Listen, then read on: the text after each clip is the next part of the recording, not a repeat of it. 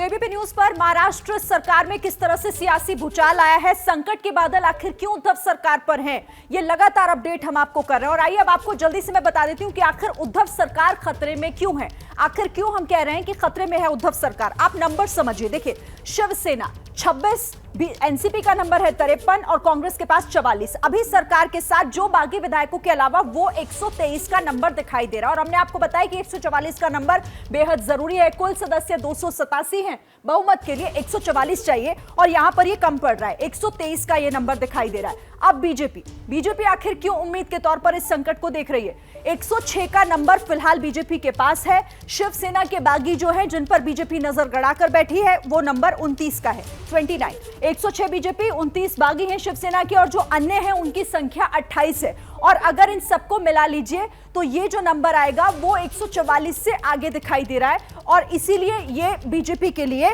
163 सरकार के खिलाफ है। 163 दावों के मुताबिक। अभी ये नंबर पूरी तरीके से साफ नहीं है, लेकिन जो मौजूदा स्थिति है वो यही कह रही है कि 163 का जो आंकड़ा है, जो 144 से कहीं ज्यादा है, वो सरकार के खिलाफ है। और ऐसे में ये उद्धव सरकार का नंबर अंकगणित बिगाड़ सकता है, जो कि फिलहाल 123 दिखाई दे रहा है। लेकिन अभी हम साफ नहीं कह सकते कि सूरत में जो मौजूद हैं वो कितने वापस आते हैं और कितने नहीं। प्रतिमा, बिल्कुल, तो महाराष्ट्र में जो सियासी भूचाल आया है वो क्यों आया है, ये नंबर गेम से आप समझ गए। महाराष्ट्र में भी सियासी संकट जो है वो गहराया हुआ है और हमारे साथ राजनीतिक विश्लेषक श्रीकांत देशपांडे भी इस वक्त जुड़ गए हैं। खास मेहमान जो है वो इस वक्त जुड़े हुए हैं।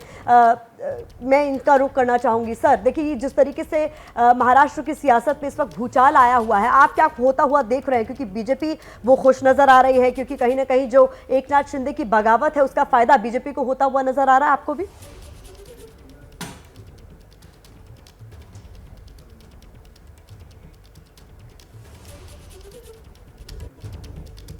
श्रीकांत देशपांडे जी की आवाज अभी हमें नहीं मिल रही है, हम आवाज दुरुस्त करने की कोशिश करेंगे। लेकिन इस बीच बड़ी खबर हम आपको लगातार बता रहे हैं और हमारे साथ वरिष्ठ पत्रकार समीर चौगावकर भी मौजूद है, उनका मैं रुख करना चाहूंगी। समीर जी, जिस तरीके से अभी मैंने सवाल पूछा, अगर आपको मेरा ऑडियो आ रहा, आवाज आ रही हो, तो सवाल मेरा वही है कि कुल मिलाकर जो नंबर गेम अब तक हम अपने दर्शकों को बता रहे हैं कि अगर उन 29 बागियों को हम जोड़ लें जिनके एकनाथ शिंदे के साथ सूरत में मौजूद रहने की खबर आ रही है सामने, तो उस हिसाब से तो बीजेपी के लिए खुश होने का मौका है।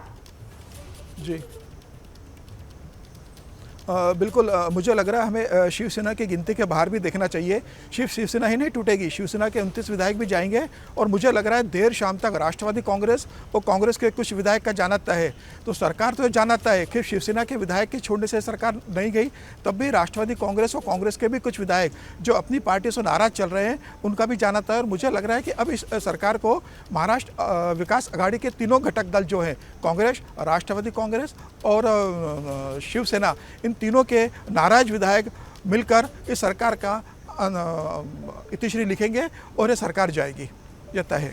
लेकिन समीर चौगावकर जी, आप जिस तरह से कह रहे हैं कि ये तो फिलहाल अभी तक की तस्वीर दिख रही है, पर अभी तक एकनाथ शिंदे ने कुछ साफ नहीं किया है और उनकी वो शर्त भी हमें याद रखनी होगी।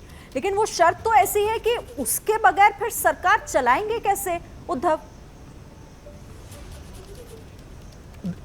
देखिए, शिवसेना की जो पॉलिटिकल वर्किंग ऑफ स्टाइल है बाला साहब ठाकरे के समय से, किसी अन्य राजनीतिक दलों में शर्तें चल जाती है, शिवसेना में शर्तें नहीं चलती है। शिवसेना में मातोश्री की शर्त चलती है। बाला साहब ठाकरे की शर्त चलती थी, कुछ समय के लिए राज ठाकरे की शर्त चली। राज ठाकरे के बाहर होने के बाद, महाराष्ट्र नवनिर्माण सेना बनाने के बाद उद्धव ठाकरे की शर्तें चलती रही है। तो शिवसेना शर्तें कभी नहीं मानती और मुझे लग रहा है कि आने वाले समय में, और ये एकनाथ शिंदे शिवसेना की राजनीति से बहुत अच्छे से वाकिफ है, वो जानते हैं इस बात को कि शिवसेना से अपनी शर्तें मनवाकर वह लंबे समय तक शिवसेना की राजनीति नहीं कर पाएंगे और इसलिए उन्होंने जो निर्णय लिया है बहुत सोच समझ के लिया होगा। अब वह कभी शिवसेना में वापस नहीं कर पाएंगे और अगर वह शिवसेना में वापसी करते हैं तो यह उनका राजनीतिक अंत होगा। मुझे नहीं लगता एकनाथ शिंदे वापस आएंगे।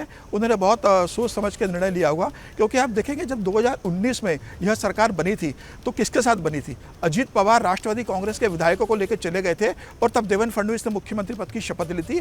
अजीत पवार उप मुख्यमंत्री बने थे, लेकिन शरद पवार के प्रभाव के कारण एक एक करके विधायक चले गए और उस समय भाजपा को एक झटका लगा था और एक थोड़ा सा एक नर्वस डाउन हुआ था भाजपा कार्यकर्ताओं का। तो मुझे लग रहा है भाजपा भी इस समय बहुत फूक फूक के कदम रखा होगा। एकनाथ शिंदे ने भी उस सरकार का हर्षद देखा है अजित पवार के साथ बनाई हुई, तो वह भी ऐसा कोई कदम नहीं उठाएंगे कि जिनसे उनका राजनीतिक कैरियर न इधर का रहे न उधर का रहे। यह तय है कि एकनाथ शिंदे अब वापसी नहीं करेंगे और उद्धव ठाकरे का जाना तय है।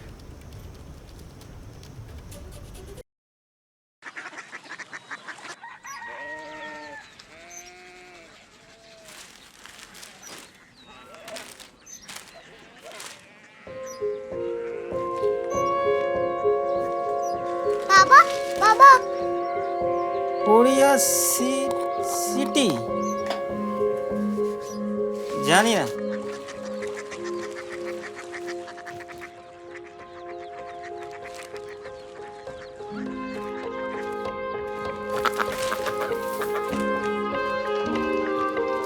कोरिया सिटी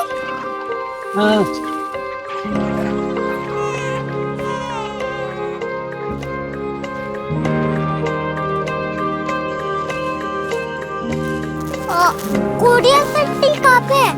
शहर अंग्रेजी लगे हैं।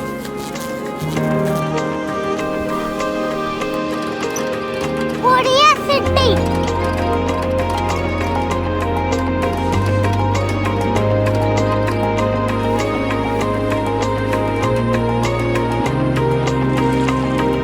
वो बहुत दूर है।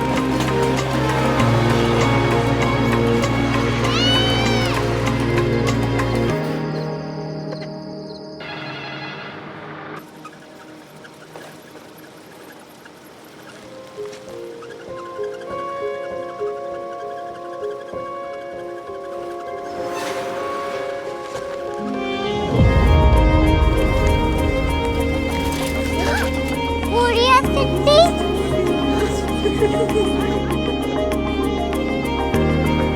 दुनिया को बोलना नहीं, कुछ लोग बड़े होते हैं। कोरिया सिटी कहाँ है? प्रोफेसर साहब को पता होगा। हो, ये छोटा वाला ग्लोब लगता है और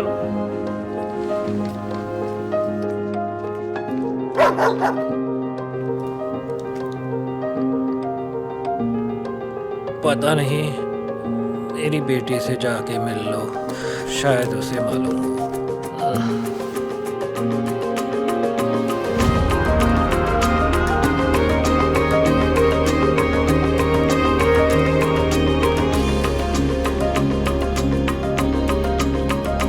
हाय, बाबा ने भेजा है। Come here. Korea city Korea city नहीं, क्यूरियोसिटी। वो क्या? That's what brought you here. जो तुम्हें यहाँ तक ले आया। क्यूरियोसिटी